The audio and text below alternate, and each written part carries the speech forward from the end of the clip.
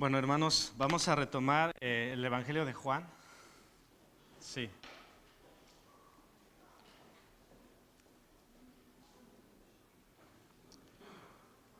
Vamos a retomar el Evangelio de Juan. El título de hoy es Te amo, dice el Señor. ¿Y tú? ¿Qué respondemos? Va muy ligado a lo que veíamos esta mañana, que ya os lo adelantaba.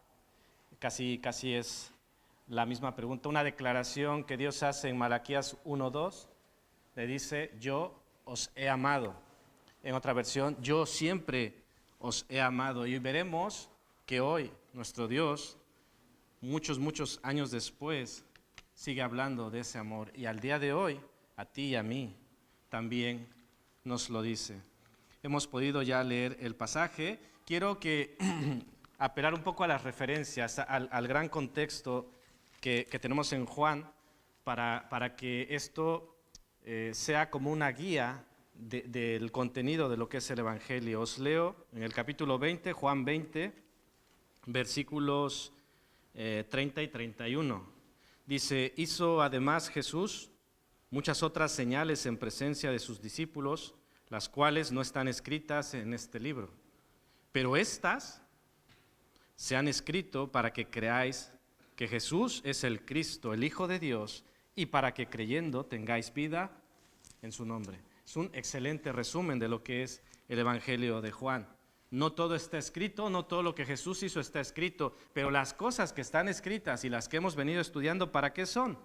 Dice Juan, para que creáis que Jesús es el Cristo, es el ungido, es el enviado de Dios, el Hijo de Dios, y para que creyendo tengáis vida en su nombre. Bueno, el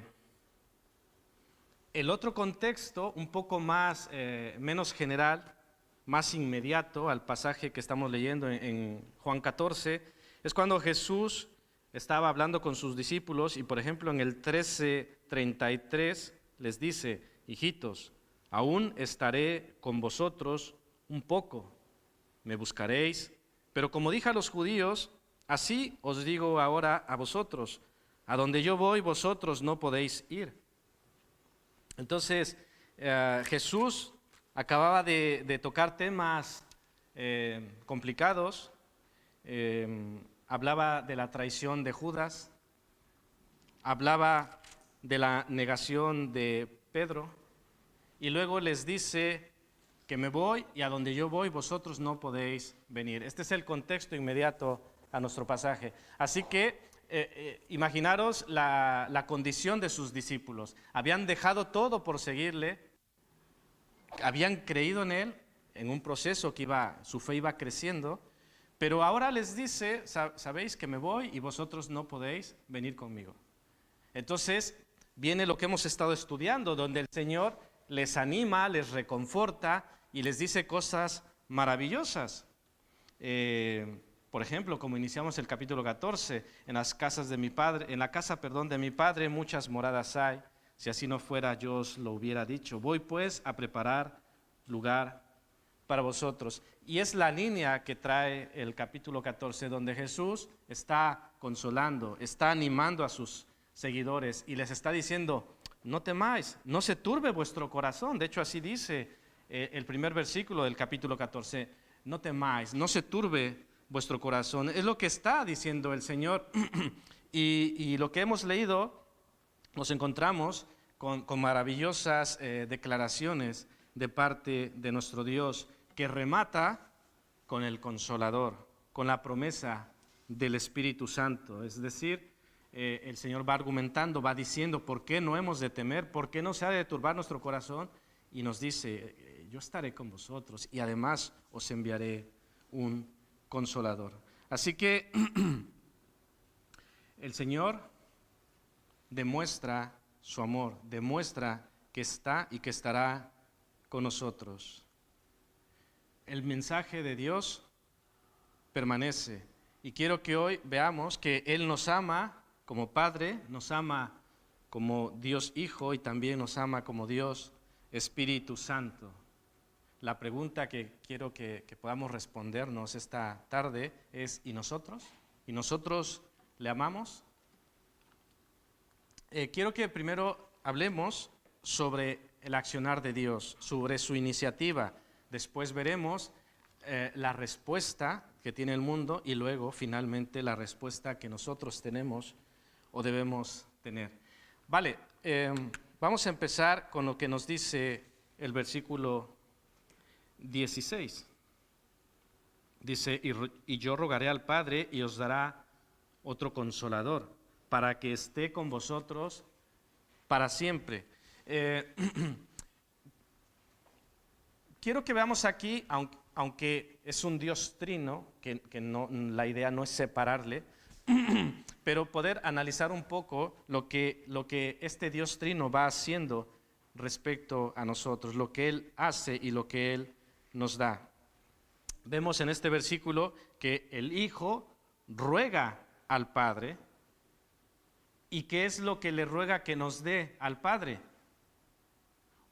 El Consolador, el Espíritu Santo. Entonces, es difícil separar, ¿no? Es decir, el Hijo ruega al Padre y el Padre envía al Espíritu Santo. Vemos ahí, aunque en la palabra no encontramos la palabra Trinidad, vemos a este Dios trino en estos versículos y en muchos otros. Esto es una de las acciones que hace Dios Padre, da al Consolador. Además, versículo 21 dice, el que tiene mis mandamientos y los guarda, ese es el que me ama, y el que me ama será amado por mi Padre. Entonces, el Padre en esa acción también ama al que ama a su Hijo. El que tiene mis mandamientos y los guarda, ese será amado por mi Padre. Evidentemente, el amor de Dios es incondicional, lo hemos también hablado esta mañana, pero hemos también de decir que Él no va a forzar a nadie a que lo ame. Dios te ama incondicionalmente, pero no te va a forzar a que tú le ames a Él. Hemos de responder en esa libertad que Él nos ha dado. Quizá podríamos pensar que está de más decir esto, pero de todas formas lo voy a decir. ¿Qué significará aquí guardar mis mandamientos? Aunque suene un poco básico, evidentemente esto no significa poner la Biblia en un lugar seguro, ¿no? Es decir, mira, aquí he guardado sus mandamientos, nadie lo tocará, ni yo. No se refiere a eso definitivamente, pero lo digo por si alguien pudiera pensar que esto es así. Entonces, ¿qué significará esta expresión? Guardar mis mandamientos. Pensemos en ello. Otra de las cosas que se nos dice en este pasaje respecto al Padre, en el versículo 23, es que amará y morará en el que guarde la palabra de su Hijo. Esto nos puede sobrepasar. ¿Cómo es que el Padre morará en el que guarde la palabra de su Hijo? Porque además, lo veremos en el segundo punto, que el Hijo también mora en nosotros, o morará en nosotros, si creemos. Dice, versículo 23, el que me ama y mi palabra guardará, y mi Padre le amará, ¿y qué dice? Y vendremos a Él, habla en plural, y haremos morada con Él. En este contexto, ¿de quién está hablando? ¿Quién hará morada en aquel que ama y guarda su palabra? El Padre y el Hijo. ¿Cómo es esto? Interesante, ¿no? Porque además, para completar esto, es que el Espíritu Santo morará con nosotros, como dice el versículo 17, y el Espíritu de verdad, al cual el mundo no puede recibir porque no le ve ni le conoce, pero vosotros le conocéis porque mora con vosotros y estará en vosotros. Interesante, ¿no? El Padre, el Hijo, el Espíritu Santo morando en nosotros. Hermanos, recuerdo la intención de Jesús. ¿Esto era para animar a sus seguidores?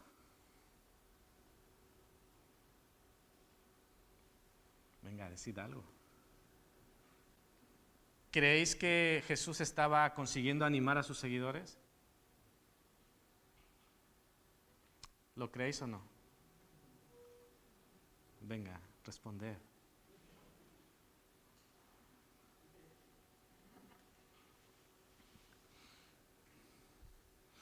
Quiero deciros, hermanos, que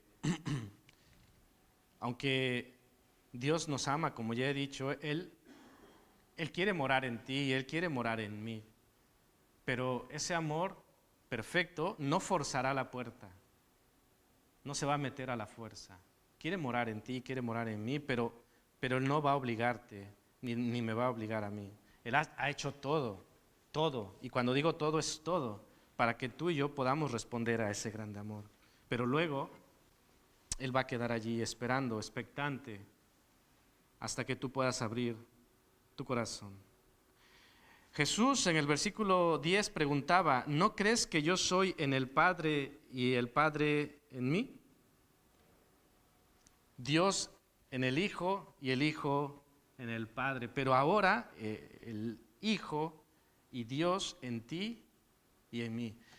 Ya parecía incluso para aquellos que se oponían a Jesús, cuando Él decía estas declaraciones, yo estoy en el Padre y el Padre en mí, para ellos, ¿qué era? Para los sacerdotes, los dirigentes judíos, ¿qué eran estas declaraciones de Jesús? Una blasfemia. Una blasfemia de las cuales era desgarrarse las vestiduras. ¿Qué está diciendo este hombre? Pero fijaros cómo pasamos de eso que ya asombraba, que ahora dice, pues, en ti y en mí. Jesús, el Hijo de Dios. Los que creemos y entendemos esto decimos, pues sí, sin problema. Pero ahora en ti y en mí tiene que ver estas verdades, estas declaraciones contigo y conmigo. Acciones de Jesús, de Dios Hijo.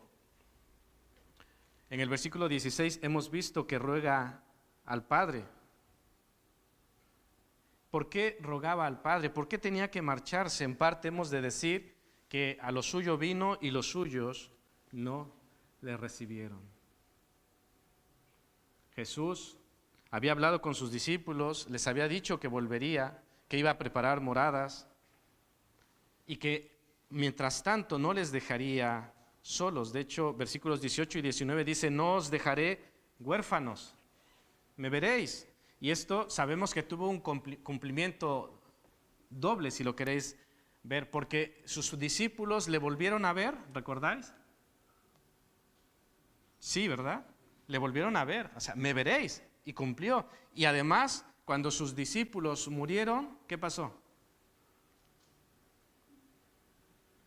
¿Qué pasó?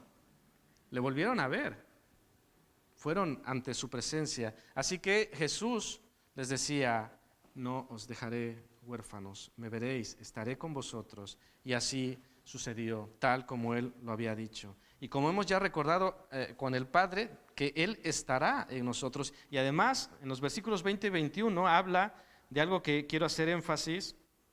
En la parte final del versículo 21 dice, y me manifestaré a Él. ¿A quién? Él, el que tiene mis mandamientos y los guarda.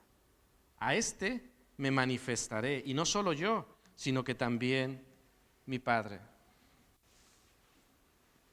Él se les manifestó y también se te manifiesta a ti y a mí en su palabra. Pero quiero que en esta tarde pensemos que Él no solo se quiere manifestar a ti y a mí. ¿A quién más se quiere manifestar Dios?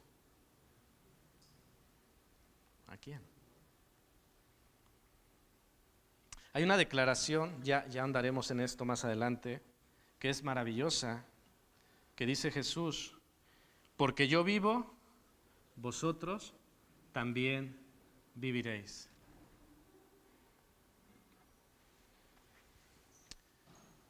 Jesús decía esto a sus discípulos antes de ir a la cruz. Y claro, ellos, entendemos, estaban en un momento complicado, de confusión. El Señor dice que les dejará, que se va. Dentro de unos momentos le verán ser arrestado, golpeado, juzgado y llevado a una cruz. Es por eso que cuando ven a Jesús resucitado, es de alto impacto para sus vidas.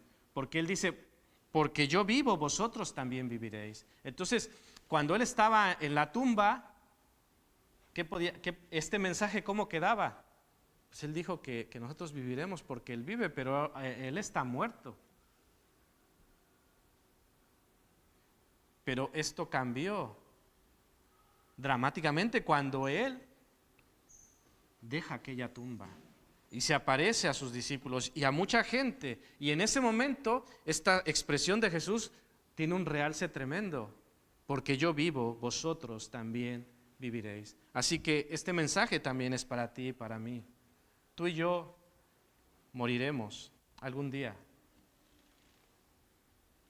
Pero así como Jesús vive, nosotros también viviremos.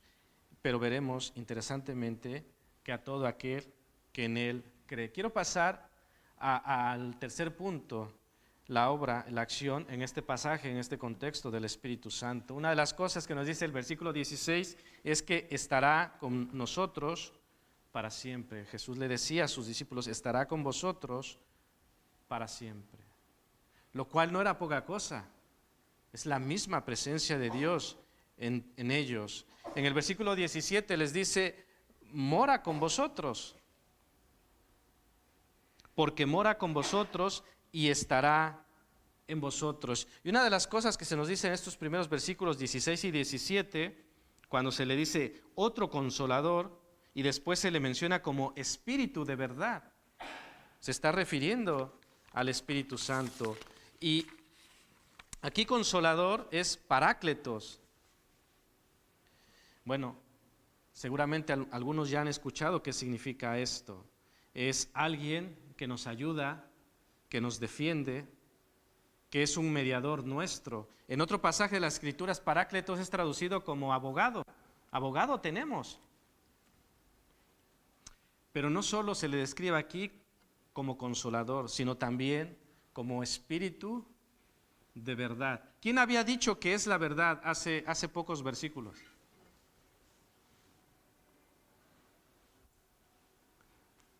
Jesús, en el versículo 6, yo soy el camino y la verdad y la vida. Y aquí estamos hablando del Espíritu de verdad. Os leo Juan 16, 13, que dice, pero cuando venga el Espíritu de verdad, Él os guiará a toda la verdad. Porque no hablará por su propia cuenta, sino que hablará todo lo que oyere y os hará saber las cosas que habrán de venir. Hermanos, hay un cántico que se llama Santo, Santo, Santo. Hermanos, en esta tarde quiero que pensemos que así como nosotros en algún momento le hemos cantado Santo, Santo, Santo, porque es 3 veces santo, Él hoy nos dice, te amo, te amo, te amo. Como Padre, como Hijo y como Espíritu Santo, Él te repite, te amo. Una y otra vez declara su amor por ti y por mí. Pero ante eso, ¿qué pasa? Vemos el siguiente punto, la respuesta e inoperancia del mundo, versículo 17.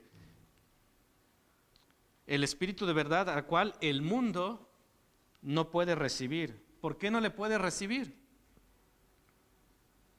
Porque no le ve ni le conoce, pero vosotros le conocéis porque mora con vosotros y estará en vosotros. Es una mala noticia no poder recibir, ni ver, ni conocer al Espíritu Santo. ¿Qué pensáis? ¿Será una buena o una mala noticia? Mala noticia. El que va a abogar, el que va a estar ahí a mi lado para ayudarme, el que me guiará a toda verdad, no estará allí. No le puedo ver, no le puedo recibir. ¿Por qué? Porque el mundo no le puede recibir, no le ve ni le conoce, pero vosotros le conocéis. ¿Por qué? ¿Cuál es la diferencia? La diferencia que mora en vosotros y estará en vosotros, dice la Escritura. Esto es la respuesta del mundo hacia el Espíritu Santo, y respecto al Hijo, basándome en los versículos 19 y 22 al 24, Jesús al mundo no se le manifiesta, porque se manifiesta a los que creen en Él y a los que le aman, pero el mundo no le ama y entonces tampoco al Hijo, ni le puede recibir ni le puede ver. De la misma manera, no recibe el amor del Padre y por lo tanto también Dios Padre no mora en ellos. El mundo tiene esta grande problemática y podríamos preguntarnos, ¿qué pasa? ¿Por qué? ¿Cuál es la diferencia? Quiero leeros el versículo 30 de este mismo capítulo, Juan 14:30, dice: no hablaré ya mucho con vosotros, decía Jesús, porque viene el príncipe de este mundo y él nada tiene en mí. Entonces, ¿cuál es el problema del mundo, hermanos? De acuerdo a este versículo, ¿qué podrías decir? ¿Cuál es el problema del mundo? Sí, porque ¿quién es su príncipe? ¿Y qué hace el príncipe? Gobierna, en este caso, y un mundo gobernado por el enemigo, evidentemente no puede conocer a Dios, no puede recibir el Espíritu Santo, no le ve, no le conoce, no se le es manifestado. Dice 1 Corintios 2:12 y 14, y nosotros no hemos recibido el espíritu del mundo, sino el espíritu que proviene de Dios. Menuda diferencia. Para que sepamos lo que Dios nos ha concedido. Pero el hombre natural no percibe las cosas que son del Espíritu de Dios, porque para él son locura. Y no las puede entender, porque se han de discernir espiritualmente. A la luz de esto que he leído, pregunto, ¿no sientes la presencia de Dios? ¿Sientes que Dios no te habla? ¿Sientes que Dios está lejano? ¿Incluso te parecen locura las cosas de Dios? ¿Hay gente que le parece locura la palabra de Dios? Sí. ¿No es irrelevante el mandato de Dios? Hermanos, si hay este sentir, si hay esta práctica, tengamos cuidado, porque eso es el espíritu del mundo. El espíritu del mundo que rechaza a Dios, que no proviene de Dios. Pero nosotros, como dice aquí, el hombre natural no percibe las cosas que son del Espíritu de Dios, porque le son locura y no las puede entender. Nosotros tenemos el Espíritu de Dios y hemos de entender. Y si nos cuesta, hemos de clamar. Pero Señor, revélanos, haznos entender, haznos ver tu verdad. Hermanos, yo creo que nadie de nosotros puede decir, ya he llegado a la meta, ya he llegado donde tenía que llegar. Vamos en un proceso.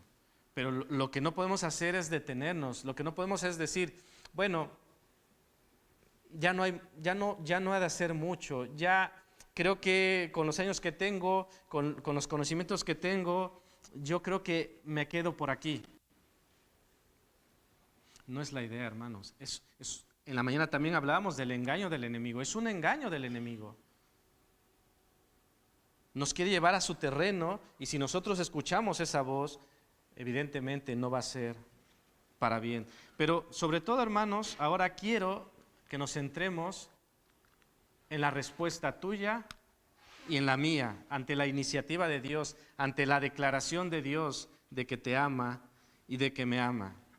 Quiero que pensemos, podéis ir mirando versículo 15, 21 y 23, hay una frase que se repite.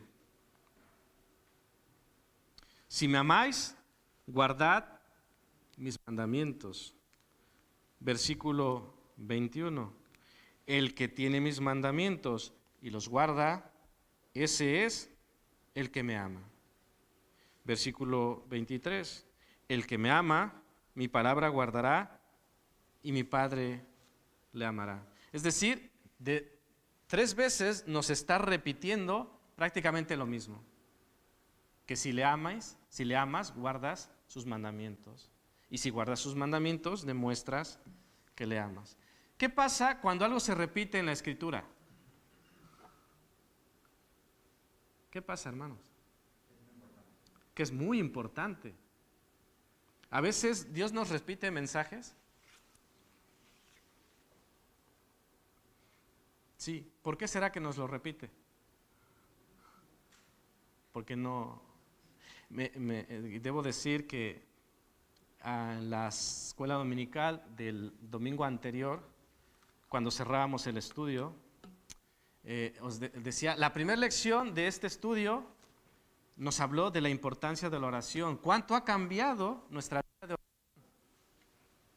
¿Cuánto ha cambiado la vida de oración de la iglesia? Fue una lección que estuvo bien o estuvo mal, nos gustó o no nos gustó, la hemos recibido. Pero ¿qué ha cambiado? Y creo que decía yo que eso fue en abril, estamos en noviembre. ¿Qué ha pasado? ¿Qué ha cambiado con la vida de oración de la iglesia? Y debo decir que este pasado jueves hubo más gente que vino a orar. Espero que no sea una excepción. Espero que realmente sea fruto de la comprensión de lo que es la oración para la iglesia y de la importancia que tiene la misión de la iglesia de parte de nuestro Dios. Bueno, entonces es importante. Y cuando hablamos de guardar mis mandamientos, podemos abrir una gran puerta y hablar de muchas cosas. ¿Cuáles son los mandamientos de Dios? Cuando digo mis mandamientos, ¿qué es lo primero que viene a tu mente? ¿Cuál es el mandamiento que viene a tu mente? ¿Cuál? No matarás, dice. No codiciarás la mujer de tu prójimo. Hace rato escuchaba el 11º mandamiento y decías, ¿cuál es el 11º mandamiento? No llegarás tarde, decía.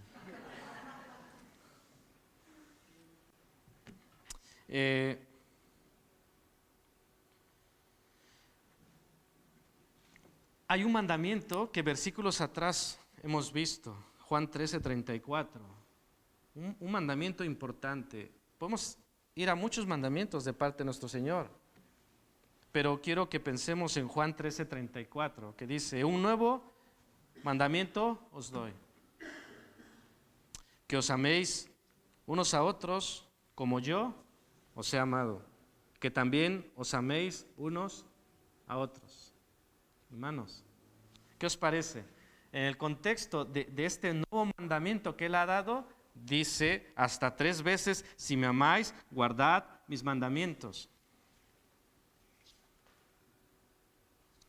¿Le amamos?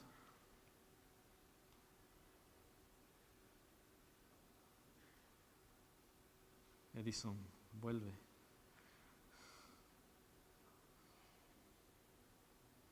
¿Le amamos?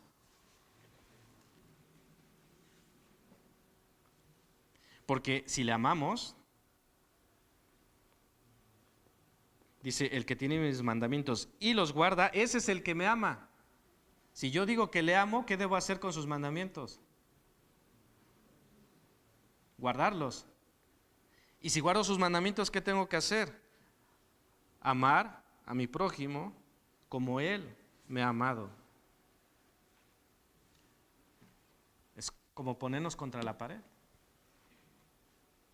Le amamos, le queremos amar, pero dice, el que me ama guarda mis mandamientos. También quiero que pensemos en el versículo 14, que es parte de la predicación anterior, no la del domingo pasado, porque recordemos que fue especial, pero sí de la predicación anterior de este evangelio. Decía Juan 14:14, si algo pidiereis en mi nombre, yo lo haré.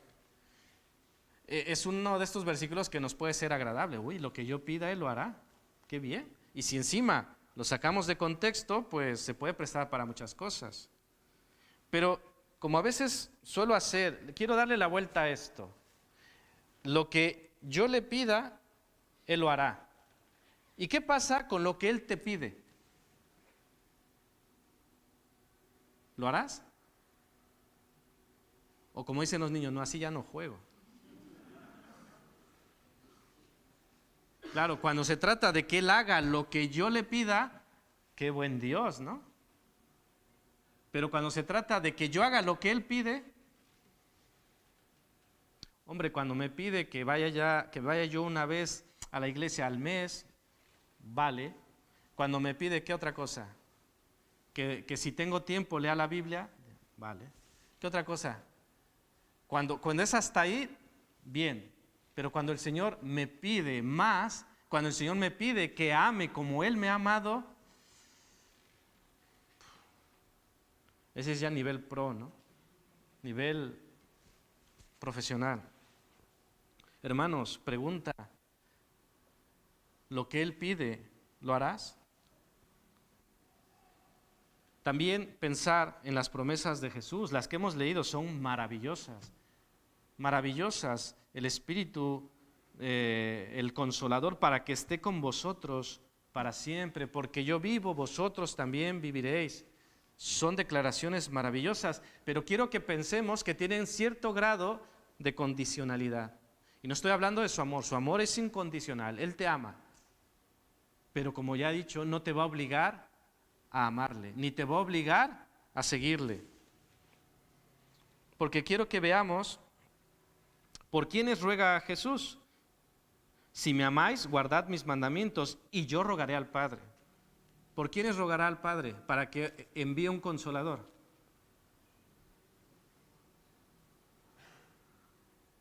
Lo que dice el versículo 15, los que le aman y guardan sus mandamientos. A los que aman y guardan sus mandamientos. Dice también, el que me ama y guarda mi palabra, mi Padre le amará. Vendremos a Él y moraremos con Él. ¿Con quién morará? ¿Con quién? ¿Con todos? Él quiere morar con todos, pero no morará en todos, sino en el que le ama y guarda su palabra. Así que debemos creer en Él. Su amor, como he dicho, no es condicional, su amor es incondicional. Pero si tú y yo no creemos en Él, no podemos ser hijos de Dios. No podemos. Aunque Él quiera, no nos va a obligar. Dice Juan 1:12, mas a todos los que le recibieron, a los que creen en su nombre, les dio potestad de ser hechos hijos de Dios. ¿A quiénes? Repito, ¿a quiénes les dio potestad de ser hechos hijos de Dios? Decidlo, por favor. A los que creen en su nombre. A los que creen. Que cree, al que guarda su palabra. Hermanos, Él quiere salvar a todos, pero si no crees, y lo dice Juan 3:18, que si no crees, ya has sido condenado, porque no has creído en el nombre del unigénito Hijo de Dios. Y podemos ir más allá. Si no soy hijo de Dios, ¿hijo de quién soy? Por tanto, Dios no puede tener comunión conmigo. Si no crees en el Hijo de Dios, el que rechaza al Hijo, ¿a quién rechaza? Al Padre. El Padre no puede tener relación si rechazas al Hijo. Y en la misma línea, y bastante ligado, está el punto de amar a Jesús, porque estos mismos versículos que he leído, si me amáis, guardad mis mandamientos, el que tiene mis mandamientos y los guarda, ese es el que me ama, es decir, va ligado guardar sus mandamientos con amarle. Si le amamos, guardamos sus mandamientos. Si guardamos sus mandamientos, le amamos o le amaremos. Entonces, la pregunta se vuelve a hacer, ¿te amo? ¿Y tú? ¿Recordáis la pregunta que le hacía Jesús a Pedro? ¿Cuál era la pregunta? ¿Me amas? Y la pregunta te la hace también a ti y me la hace también a mí.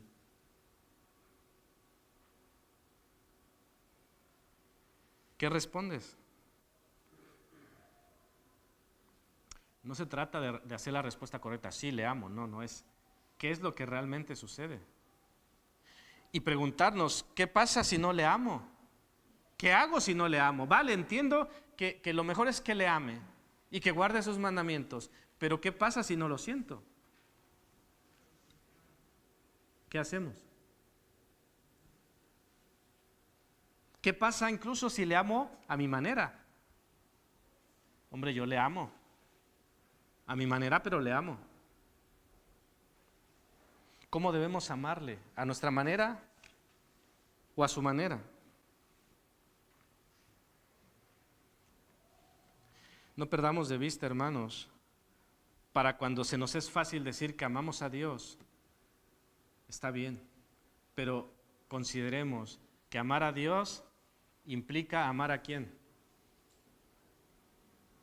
¿A quién? Al prójimo.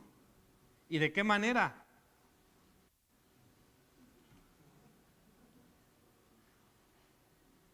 Como Él nos ha amado. Es lo que el Señor espera de sus hijos. Dice 1 Juan 4:20, si alguno dice, yo amo a Dios y aborrece a su hermano, ¿qué dice que es? Si tú dices, hombre, yo amo a Dios, pero aborreces a tu hermano, dice, es un mentiroso. Porque el que no ama a su hermano, a quien ha visto, no puede amar a Dios a quien no ha visto. Y también Juan en su epístola, 1 Juan 2:11 dice, pero el que aborrece a su hermano está en tinieblas y anda en tinieblas y no sabe a dónde va, porque las tinieblas han cegado sus ojos.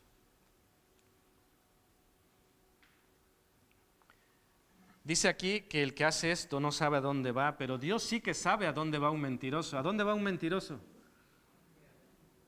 Al infierno.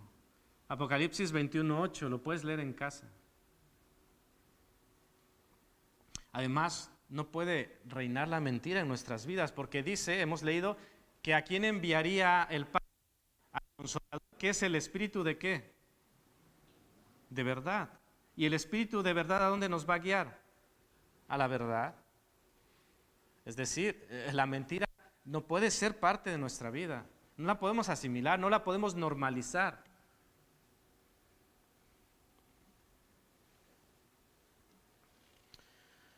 Vuelvo a la situación con Pedro. ¿Cuántas veces le preguntó Jesús a Pedro que si le amaba? 3. Yo quiero hacer este ejercicio hoy. ¿Me amas? Y el Señor te dice, si tú dices, sí, Señor, tú sabes que te amo, el Señor te dice, guarda mis mandamientos. Y te vuelve a preguntar, ¿me amas? Señor, sí, tú sabes que sí, guarda mis mandamientos. Y lo vuelve a hacer, ¿me amas? ¿Qué dice el Señor? Guarda mis mandamientos. Hermanos, más claro que eso que hay. El Señor nos lo repite, nos lo desmenuza y nos dice, si me amas, guarda mis mandamientos. Y vendré a ti y moraré en ti y enviaré al Consolador. Y además mi Padre te amará y morará en ti. Hermanos, esto si no nos anima, si no nos fortalece, si no nos hace temblar. Quiero pensar en el último punto, obedecer para que sea manifestado. Jesús decía, ya lo he mencionado, y me manifestaré a Él, al que le ama y guarda su palabra. Y como decía, que Jesús también se quiere manifestar al mundo, quiere que el mundo crea. Y ahí salimos nosotros a relucir. Dios quiere, os leo Juan 17:21, si no me equivoco, ¿sí? Dice, para que todos sean uno, como tú, oh Padre, en mí y yo en ti, que también ellos sean uno en nosotros. ¿Para qué? Para que el mundo crea. De este mundo que hemos hablado en el punto 2, que no le ve, que no le puede recibir, ¿qué es lo que quiere Dios de ese mundo? Que crea. que crea que tú me enviaste. Y por eso es que el Señor está pidiendo unidad de sus discípulos, unidad, en este caso, de su iglesia, para que el mundo crea. Es allí donde salimos a relucir tú y yo, porque Dios quiere manifestarse al mundo. ¿Y a través de quién ha elegido manifestarse al mundo? Ya lo he escuchado, decidlo. ¿A través de quién o de quiénes ha decidido Dios manifestarse al mundo? De su iglesia, de ti y de mí. ¿Tenemos un rol importante? Sí. ¿Asignado por quién? Por Dios mismo. Hermanos, Dios quiere manifestarse al mundo y para ello necesitamos obediencia. Obediencia en los pequeños detalles, obediencia en aquellas pequeñas cosas. Orad sin cesar, escudriñad las Escrituras, velad y orad. Esas cosillas que dices, bueno, ¿eso qué es? Es muy importante. Obedezcamos. A lo mejor dices, es que solo sé 2 cosas. Vale. ¿Qué debemos hacer con esas 2 cosas? Obedecer. Y si sabemos 3, ¿qué debemos hacer con esas 3 cosas? Obedecer. Y cuando obedezcas eso, el Señor te llevará a más. Y luego, ¿qué deberás hacer con eso más? A obedecer, a seguir obedeciendo. Y en ese obedecer, en ese caminar, Él nos llenará. Él estará en nosotros, morará en nosotros, se manifestará en nosotros y se manifestará al mundo. Allí nos quiere llevar, pero no nos va a llevar a la fuerza, nos va a llevar si tú y yo lo permitimos. Para finalizar, hermanos, quiero que pensemos, creo que alguna vez se mencionó este dato. La Biblia nos dice que Jesús estuvo después de su resurrección, ¿cuántos días?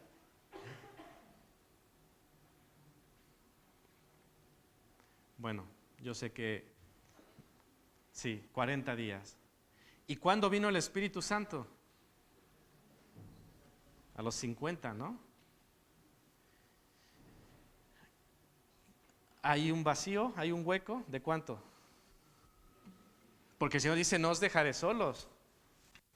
Y el Señor se va y el Espíritu viene a los 10 días. ¿Qué pasa allí? ¿Qué quería? ¿Por qué lo hizo? Sobre todo, ¿qué estuvieron haciendo sus discípulos esos 10 días? Porque es un señalamiento muy importante de lo que tú y yo debemos hacer mientras Él vuelve.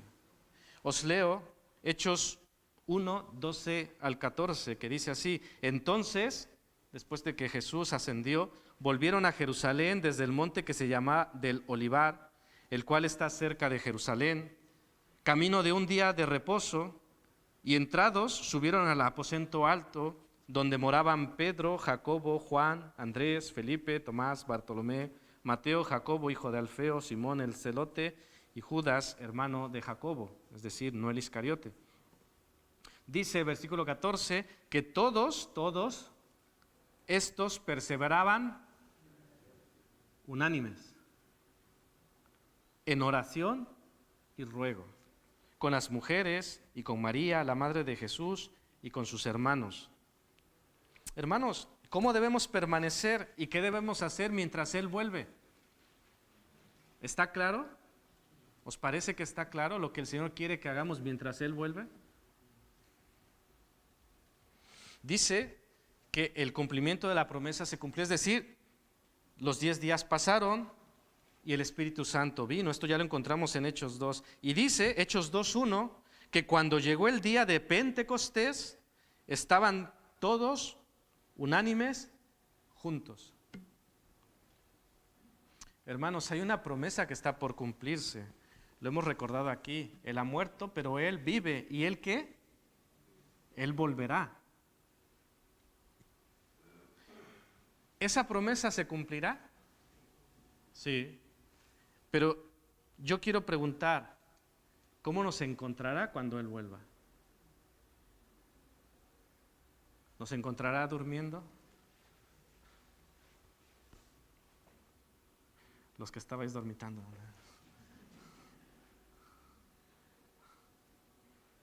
¿Cómo nos encontrará? ¿Nos encontrará unánimes? ¿Nos encontrará orando? ¿Nos encontrará sirviendo? ¿Nos encontrará testificando? El Señor te lo repite por enésima vez: te amo. ¿Qué respondes? Te invito a orar, y si quieres responderle a Él, sigue esta oración y repítela en tu corazón. Señor, gracias por amarme. Gracias por amarnos, gracias por demostrarlo. Gracias por insistir, gracias por tu paciencia. Gracias porque, aunque he hecho lo malo, tú solamente me has hecho bien. Y si me has disciplinado y si has permitido algo, es por mi bien, porque quieres que yo venga a tus pies. Gracias por tu espíritu de verdad. Gracias por guiarnos a la verdad. Gracias porque podemos acceder a tu palabra, que es verdad. Santifícanos en tu verdad. Gracias por querer morar en mí. Señor, quiero rogar que tú mores en mí. Quiero pedirte que vivas en mí, que permanezcas en mí y que te manifiestes en mí.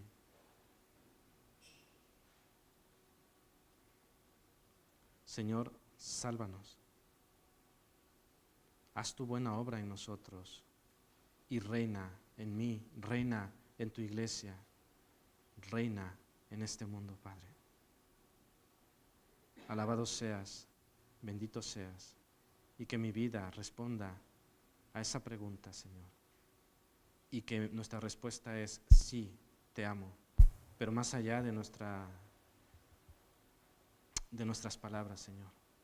Y como nos falta, capacítanos, dirígenos, ayúdanos a amarte, a servirte, a testificar. Gracias, Señor, porque es por gracia, porque de otra forma no llegamos. Señor, pero lo que esté en nosotros, lo que toque a nosotros, que lo hagamos. Y aún ayúdanos en ello, te lo suplicamos. Alabado seas, Padre eterno, en Jesús. Amén.